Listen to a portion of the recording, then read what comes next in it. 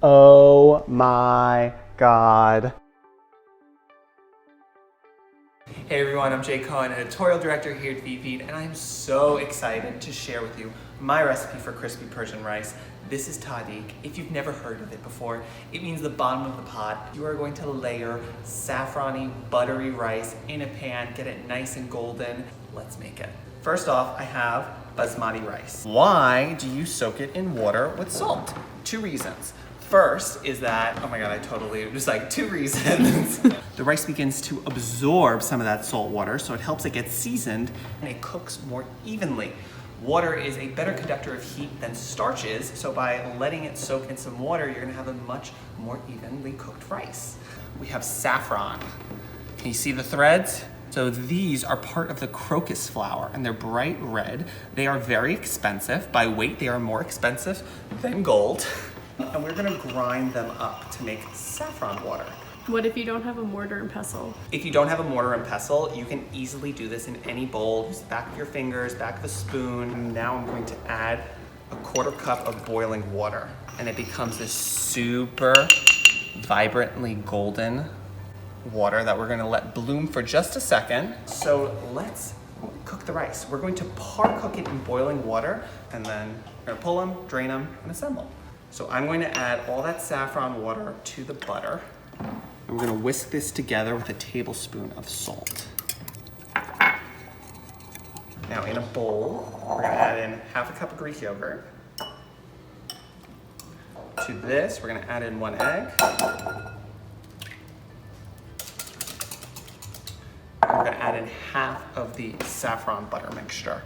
And the rest is gonna get drizzled over the rice once we assemble it. You will see. We're gonna take the potato, and now this is a trick from my husband's aunt that I learned that has followed me in any application, is I'm going to mix some of the saffron butter with the potato. And this is gonna start to stain the potato that beautiful golden color. When I melted the stick of butter, I took the 2 tablespoons from the top, so it's more of that kind of like clarified ghee-esque part of it, and rubbed it on the bottom to grease. I'm gonna add 3 cups of the par-cooked rice right into the yogurt mixture. Just toss this up to get it nice and well coated. Let's assemble. First thing I'm gonna do is line it with the potatoes. Somewhere in between potato chips, French fries. It is so addictive. As soon as you try potato tahdig, I don't know if you'll be able to go back to the regular kind. You wanna leave some space in between, and that's where the rice is gonna kind of come in and fill up. Spread it out evenly, and then up the sides of the pot about 1 inch. I'm just going to dump the rest of the rice on top. And then we're just gonna pour over the leftover butter and saffron mixture. Before we get it on the stove, I have one last trick, and this is a necessity when you're cooking rice, especially tahdig, is we are going to wrap the lid in a kitchen towel. The reason being is that as this is steaming, you can even see there's steam coming off it right now. That's liquid gonna come up to the top of here, and then it would roll down the sides and it would make the bottom soggy. We don't want a soggy bottom here. We want a nice crisp bottom. The other end of this is because you're doing that, you can't see. This is a total like bird box moment where you have to use all your other senses to know when your tahdig is done. So I'm gonna walk you through how to figure that out. You are going to put your ear straight to the pan. You gotta get that mic up in there. You gotta be able to hear the sizzle.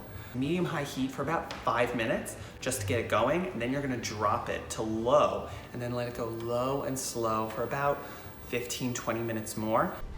The tahdig is ready. As you can see, this has soaked up so much liquid that would have ruined our tahdig, so I'm really glad we wrapped it. And now, the moment of truth. This is the scariest thing you can ever do in the kitchen. Everyone, say a little prayer for me. 3, 2, 1.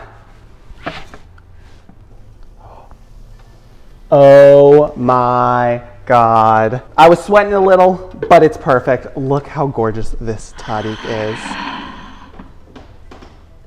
I am not Persian, but it was the first thing I did when I married one, was learn how to make tahdig.